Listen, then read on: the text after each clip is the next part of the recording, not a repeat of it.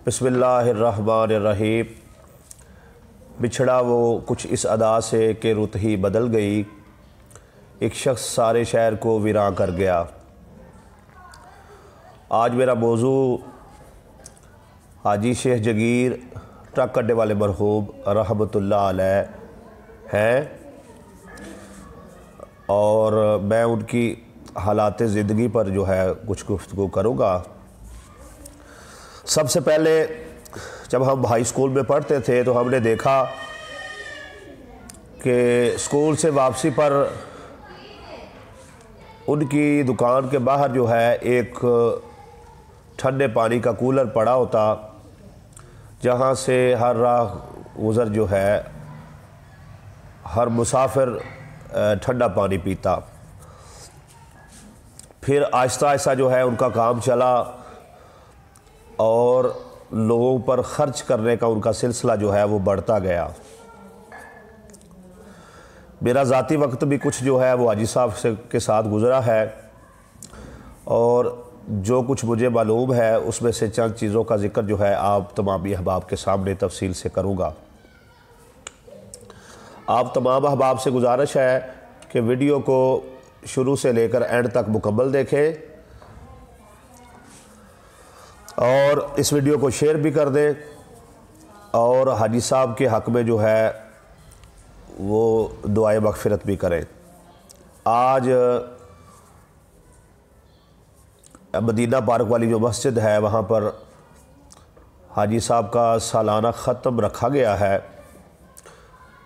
तमाम अहबाब से शिरकत की अपील है। ख़त्म मुबारक जो है ज़ोहर की नमाज के फ़ौरन बाद शुरू हो जाएगा।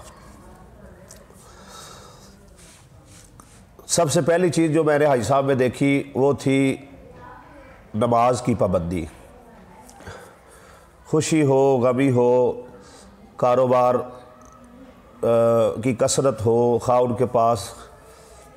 एक की बजाय 10 अफराद बैठे हो, 20 बैठे हो, जब नमाज का वक्त हो जाता, अज़ान होती तो वो फ़ौरन उठ खड़े होते और सफ़े अव्वल के नमाजी थे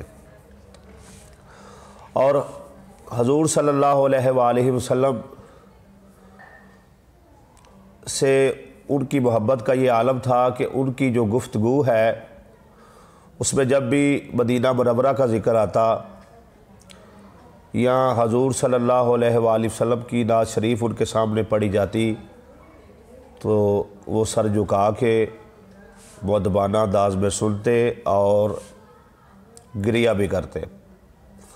एक दिन मैं उनके पास बैठा हुआ था तो उन्होंने मुझसे कहा, मुनीर हुसैन तुम क्या समझते हो कि अल्लाह ने जो मुझे इज़्ज़त दी है, जो रिज़्क़ दिया है,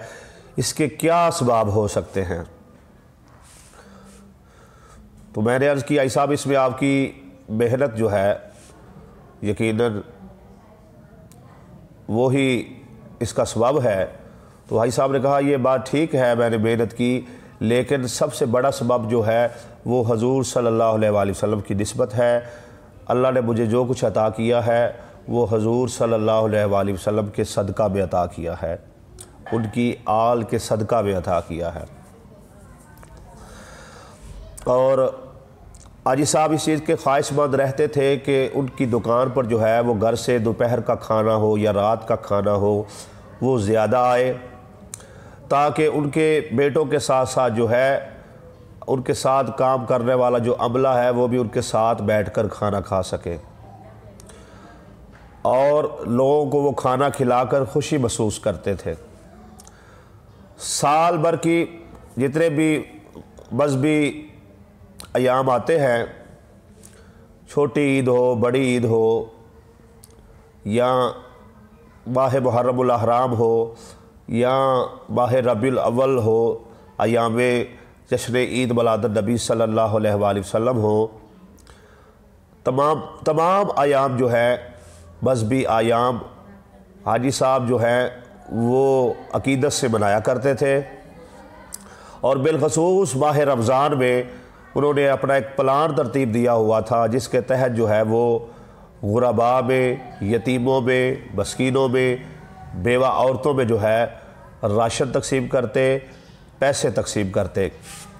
और अक्सर ऐसा होता कि एक ही ख़ानदान जो है दूसरी बार आ जाता, तीसरी बार आ जाता, तो हाजी साहब उनको खाली ना लौटाते, ये जानते हुए भी कि ये ख़ानदान पहले भी जो है राशन लेके जा चुका है। अगर किसी ने कह दिया हाजी साहब ये पहले ले गए, तो हाजी साहब ने मुस्कुरा कर आगे से जवाब दिया, हो सकता है कि उसे मज़ीद ज़रूरत हो। हाजी साहब का दिल जो है वो गुरूर से पाक था, नहायत ही नफीस इंसान थे, कभी ज़िंदगी में गुरूर व तकब्बर का इजहार नहीं किया।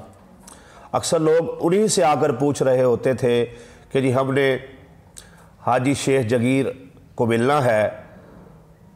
तो जब आप उनको बताते मैं ही हाजी शेख जगीर हूँ, तो एक दफ़ा वो इंसान आपकी सादगी को देखता और फिर हैरान हो जाता कि अल्लाह ने पूरे मुल्क में इनको इज़्ज़त से नवाजा है, लेकिन इसके साथ साथ जो है इनको एक अच्छा दिल भी दिया है, अच्छे इखलाक के भी मालक हैं। हाजी साहब की एक बेहतरीन खूबी ये थी कि आप हमेशा जिस भी इंसान से मिलते मुस्कुरा के मिलते। मैंने अक्सर नोट किया कि आपके इखलाक की वजह से जो है आपके दुश्मन आपके सामने ज़ेर हो जाते और आपकी मुस्कुराहट के सामने जो है बहुत सारे लोगों का गुस्सा ज़ायल हो जाता, और इसी मुस्कुराहट की बरकत से जो है आप अक्सर में लोगों में सुलह करवा देते। आप सुलह करवाने के मामले में मशहूर थे कि अगर किसी की लड़ाई हो जाती तो हाजी शेख जगीर रहमतुल्लाह अलैह उस मामले में पड़ जाते, तो यकीनन उस जो लड़ाई है उसका अंजाम सुलह ही होता। हाजी साहब सादक भी थे, अमीन भी थे। अक्सर लोग जो हैं वो अपने पैसे दीगर चीज़ें अमानतें आपके पास रख जाते। अगर किसी ने किसी से कुछ कर्ज़ लेना होता या किसी के ज़िम्मे कोई किसी के पैसों की अदायगी होती, तो वो शख्स कहता कि अगर तुम्हारी गारंटी जो है वो हाजी शेख जगीर रहमतुल्लाह अलैह वो दे दे तो मैं तुम्हें मोहलत दे दूँगा। अक्सर लोगों को आपने जो है वो मोहलत लेकर दी कर्ज़ के मामले में, दीगर मामलात में। और ये आपका मकबूल है, आज भी आपके दफ्तर में ये मकबूल है कि सारा दिन जो भी साइल आता है किसी को खाली नहीं लौटाया जाता, कुछ ना कुछ जो है वो देकर लौटाया जाता है। और इसके साथ साथ जो है शहर के लोग हों या इलाके के लोग हों, कभी ऐसा नहीं हुआ कि आपके इल्म में आ जाए कि कोई शख्स फौत हुआ है, खा आपका उससे ज़्यादा करीबी तल्लक हो या ना हो, हाजी साहब जो हैं वो जनाजा पहुँचने पहली सफ़ में पहुँच जाया करते थे। अगर कोई खुशी पर बुलाता, खा वो गरीब से गरीब इंसान हो, तो हाजी साहब लाजमी शिरकत करते। किसी ने पूछ लिया जी हाजी साहब इनसे आपका कोई लेन देन नहीं है, रिश्तेदारी नहीं है, तो हाजी साहब कहते हैं कि उसने मोहब्बत से बुलाया है और जो कोई मुझसे मोहब्बत करे